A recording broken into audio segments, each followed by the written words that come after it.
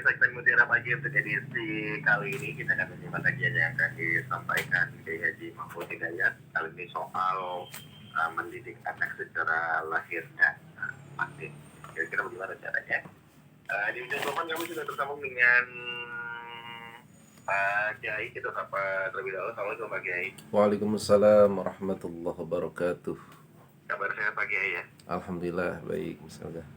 Alhamdulillah baik. Kali ini soal mendidik anak secara lahir dan batin. Mungkin sebagai mukadimah ataupun pembuka Pak Kiai, sebelum nanti kita juga mengundang pendengar kita yang ingin bertanya terkait kajian kita di kesempatan kali ini. Mangga Pak Kiai.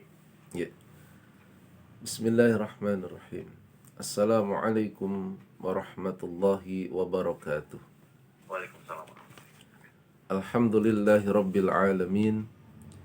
Wassalatu wassalamu ala ashrafil mursalin Sayyidina wa maulana Muhammad wa ala alihi wa sahbihi ajma'in, amma ba'd.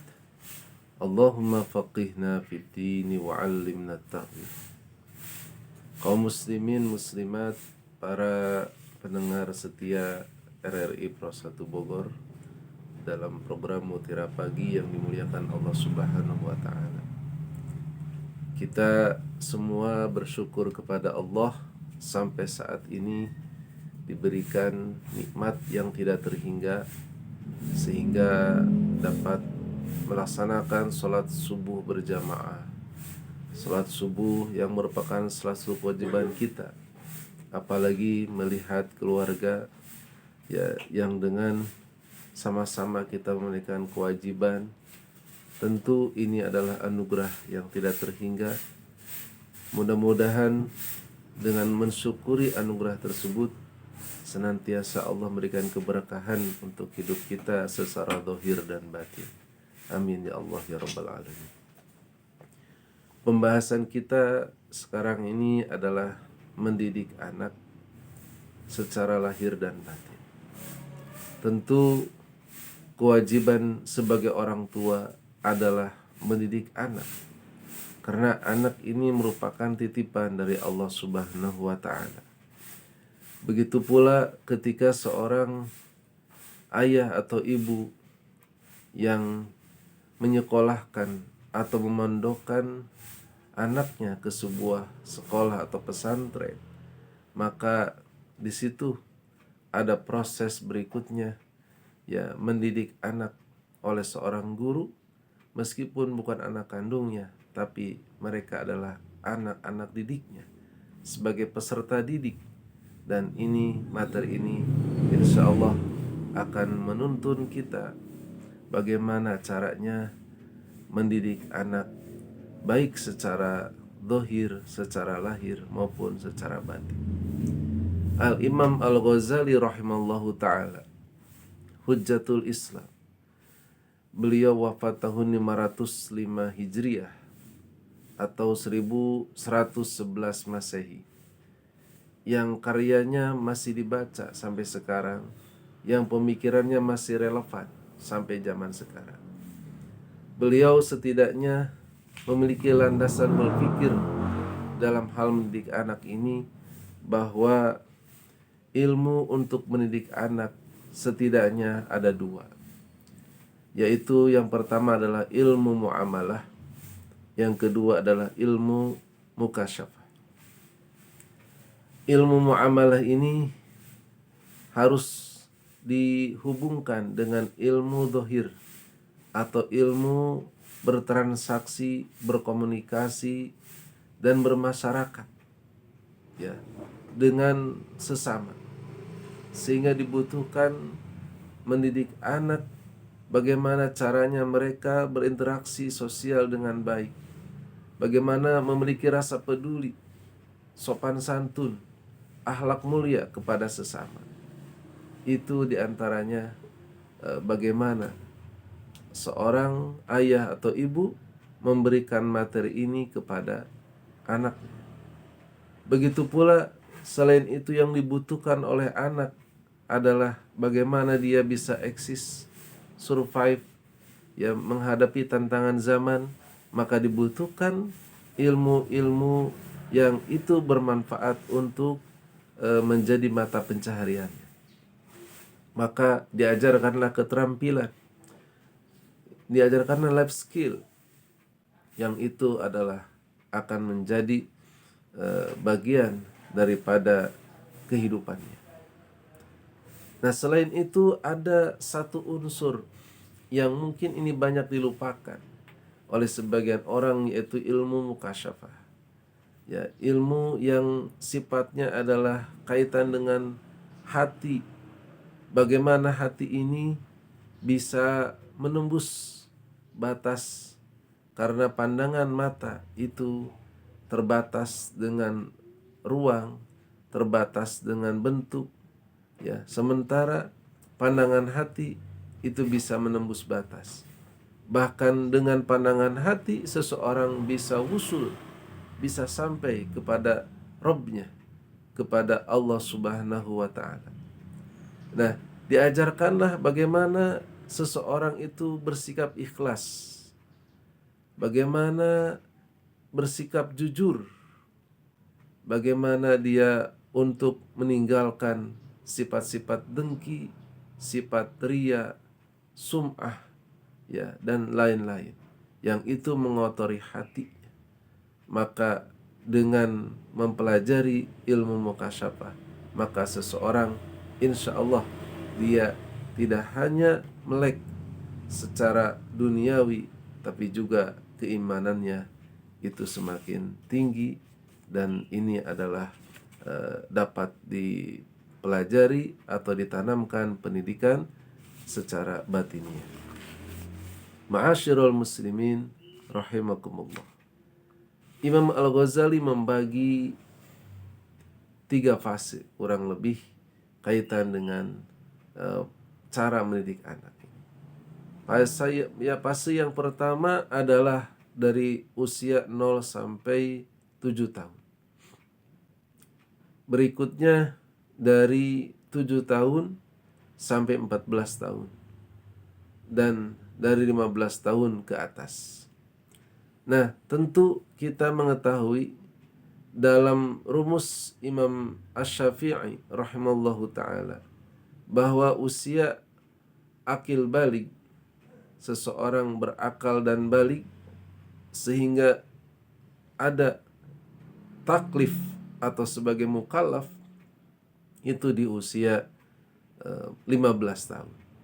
Atau ketika diukur dengan usianya adalah 15 tahun. Meskipun ada tanda balik lainnya sebelum 15 tahun. Nah, ini menunjukkan bahwa sebelum dia balik, sebelum mukallaf, Imam Al-Ghazali sudah menanamkan bagaimana pendidikan yang tadi secara lahir dan batin ini sudah diterapkan sesuai dengan usianya. Misalnya 0 sampai 7 itu tentu pendidikannya itu adalah mirip-mirip bermain, ya, sehingga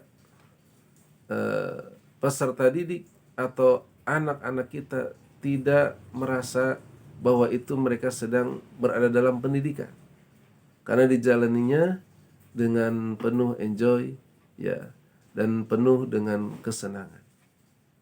Nah, baru kemudian di usia 8 sampai 14 tahun itu sudah menerapkan setidaknya pengenalan dalam hal disiplin, pengenalan dalam hal dasar-dasar untuk ilmu yang tadi, lahir dan batin.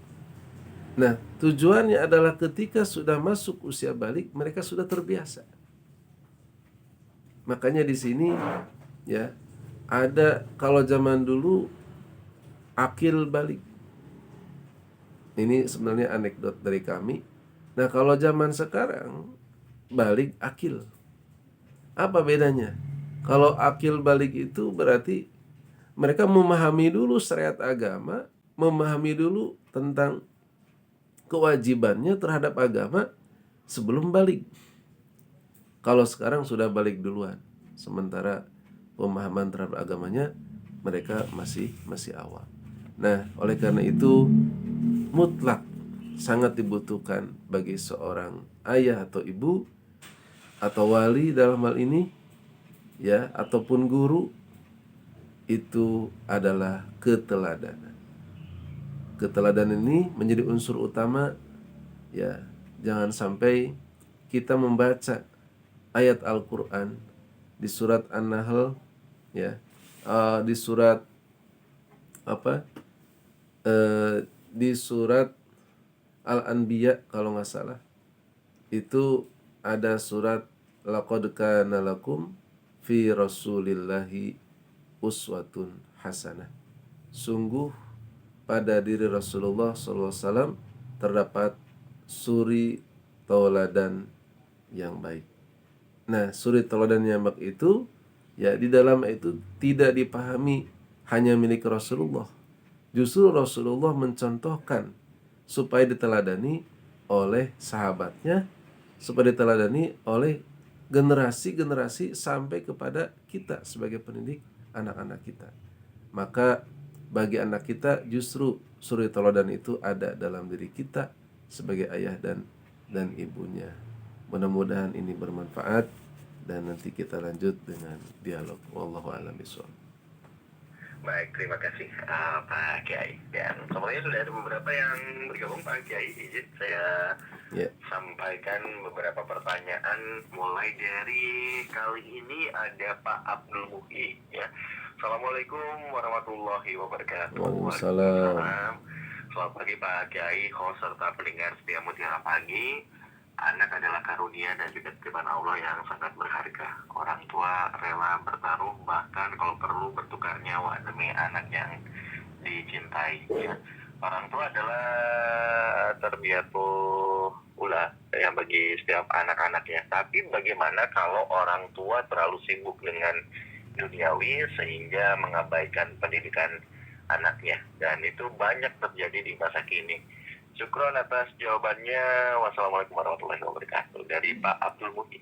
Nah, Kiai Mangga. Ya, terima kasih Bapak Abdul Muhi, ya, tentang bagaimana sikap kita menanggapi orang tua yang terlalu sibuk mengurusi dunia dan mengabaikan hak-hak anak.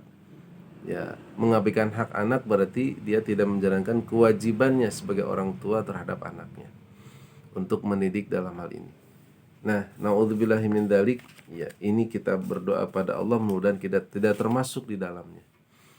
Nah, ini adalah di antara tipe anak, itu ada tipe yang oleh Allah disindir di dalam Al-Quran, surat Al-Munafikun, ya, adalah tipe yang dapat menghalangi orang tuanya untuk berzikir kepada Allah. Ya ayyuhalladzina amanu la tulhikum amwalukum wala auladukum an dzikrillah. Ya. Jadi wahai orang yang beriman, janganlah hartamu dan anak-anakmu menjadikan engkau lalai dari zikir kepada Allah. Ya. Jadi ada orang yang demi harta dan demi anak jadi lalai kepada Allah. Ya, dia hanya memikirkan unsur-unsur duniawi. Pokoknya kan saya ini bekerja untuk anak juga, untuk istri juga. Sementara dia lalai ternyata tidak hanya lahirnya saja yang harus dia penuhi, tapi juga batinnya itu jauh lebih penting. Sehingga meskipun SPP-nya, meskipun uang sakunya dan sebagainya dia penuhi dan dia bekerja siang malam, sibuk urus dunia untuk keluarganya, tapi untuk batiniahnya ditanamkan kepada anaknya itu diabaikan, maka itu kategorinya adalah berdosa.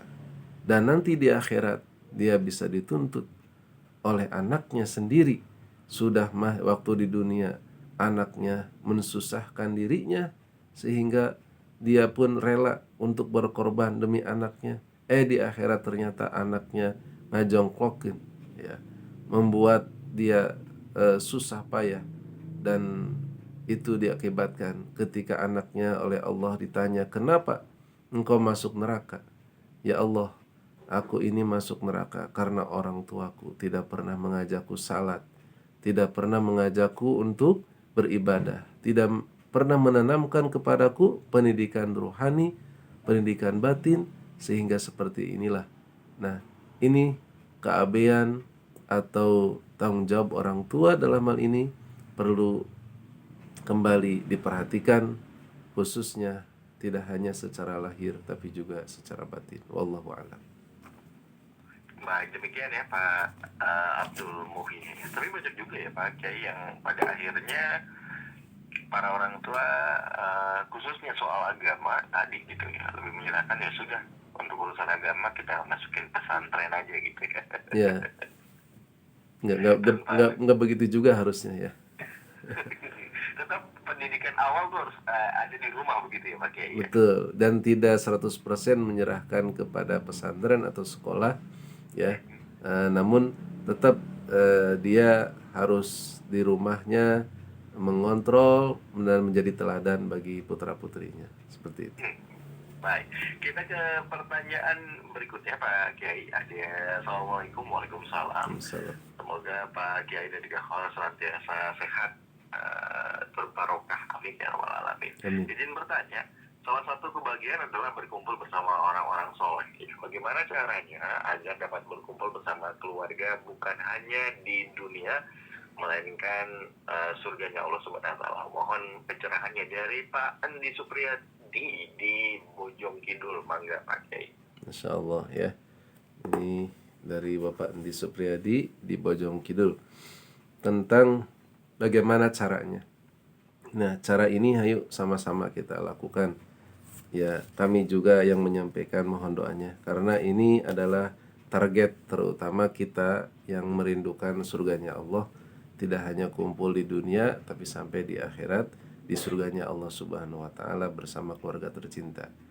Nah, ini salah satunya adalah dengan tadi pertama dengan uswatun hasanah ya, dengan suri toladan yang baik, karena suri toladan itu tentu berarti contoh ya, seperti halnya orang yang menyuruh sholat kepada anaknya itu posisinya atau dia itu dalam mengajak berarti sudah siap untuk sholat ya. Jangan sampai mohon maaf misalnya seorang ayah menyuruh anaknya sholat, dia sendiri belum memakai pakaian yang siap untuk sholat, atau sambil tiduran, kamu sholat, dia sambil tiduran.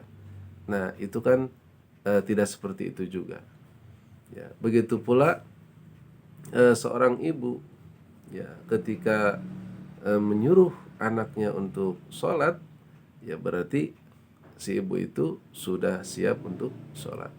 Itu idealnya adalah kalau di rumah berjamaah ya. Kalaupun itu dekat dengan masjid maka berjamaah sama-sama di masjid. Nah ini yang pertama, menjadi suri teladan bagi keluarganya, teladan yang baik. Yang kedua, tentu kita pun berdoa kepada Allah. Di antara doanya adalah Rabbana hablana min azwajina wa dzurriyyatina qurrata a'yun waj'alna lil muttaqina imama. Ya, ini ada di surat Al-Furqan kalau nggak salah ya, di ayat 52 itu Rabbana hablana min azwajina, ya Allah ya Tuhan kami ya, berikanlah atau karuniakanlah kepada kami ya pasangan-pasangan kami, keturunan kami ya, qurrata a'yun, penyejuk hati kami, dan juga jadikanlah kami sebagai pemimpin bagi orang-orang yang bertakwa. Nah ini doa ini adalah ikhtiar batiniah kita. Secara lahiriah kita berikhtiar dengan menjadi teladan, secara batiniah kita berdoa kepada Allah, karena yang menguasai hati manusia adalah Allah. Dan kita pun menanamkan keikhlasan, kejujuran dan sebagainya, itu adalah dengan berdoa kepada Allah. Semoga keluarga kita semuanya baik dan mendapatkan kemuliaan di dunia dan di akhirat. Wallahu a'lam. Baik, Demikian ya Pak Ndi Supriyadi. Kita ke yang berikutnya Pak Kiai. Assalamualaikum warahmatullahi wabarakatuh. Waalaikumsalam. Selamat pagi untuk seluruh pendengar setiap Pro 1 RRI Bogor dimanapun berada. Semoga kita semuanya dalam lindungan Allah SWT. Amin ya rabbal alamin. Ada saya Agung dari Kukupu RT 5 RW 9 ingin bertanya Pak Kiai, bagaimana cara mendidik anak yang suka membangkang dan bagaimana cara mendidik anak yang benar di era digital sekarang ini. Terima kasih host, terima kasih Pak Kiai, sehat terus dan juga selalu semangat di pagi hari yang cerah ini. Maka Pak Kiai. Ya, terima kasih. Ini dengan Bang Adun di Kukupu RT 5 RW 9. Kayaknya suruh main ke sana ini. Jelas banget ini. Iya. Kasih alamatnya gitu. Baik. Nah, ini tentang anak yang membangkang ya. Anak yang membangkang itu sebenarnya itulah bagian daripada perjuangan kita sebagai orang tua dalam hal ini ya. Karena di dalam Al-Quran anak itu antara lain di surat At-Taghabun ya, innama amwalukum wa uladukum fitnah. Jadi harta dan anak kamu itu adalah fitnah. Fitnah itu kan ujian ya. Fitnah itu artinya ketika seseorang mendapati harta, mendapati anak, itu adalah sebenarnya ujian. Kalau kita lulus ya alhamdulillah, dan namanya ujian ya berproses. Artinya bisa jadi menurut kita anak ini membangkang sebenarnya mencontoh orang tuanya. Kadang-kadang lupa untuk introspeksi bagi orang tua ya, ketika menyuruh anaknya untuk berkata jujur dan anak melihat orang tuanya tidak berkata jujur, atau menyuruh anak untuk tidak membangkang sementara orang tuanya sering membangkang. Nah, itu adalah anak melihat orang tuanya. Jadi yang pertama adalah introspeksi. Yang kedua adalah standar. Standar bangkang itu, penolakan itu kadang-kadang standarnya standar orang tua. Ya, untuk kategori anak misalnya, dia sudah melakukan ini saja bagi dia udah cukup. Tapi orang tua menuntut lebih banyak dari itu, ya sehingga dianggap anak itu membangkang. Nah, yang ketiga tentu kembali pada anaknya. Kaitan dengan lingkungan, ya, kaitan dengan apa yang dia pegang, yang dia tonton terkait gadget dan sebagainya. Tentu hal ini perlu pengendalian dari orang tua. Mohon maaf ya, karena ini pertanyaan mewakili kaum milenial ya zaman sekarang. Itu anak itu kadang-kadang dibiarkan begitu saja tanpa kontrol orang tua terkait game, dan itu adalah berdampak pada psikologi dan akhirnya ucapannya meninggi dan orang tua pun tersinggung dan akhirnya menjadi sumber konflik antara anak dan orang tuanya, bisa jadi menjadi musuhan dan sebagainya.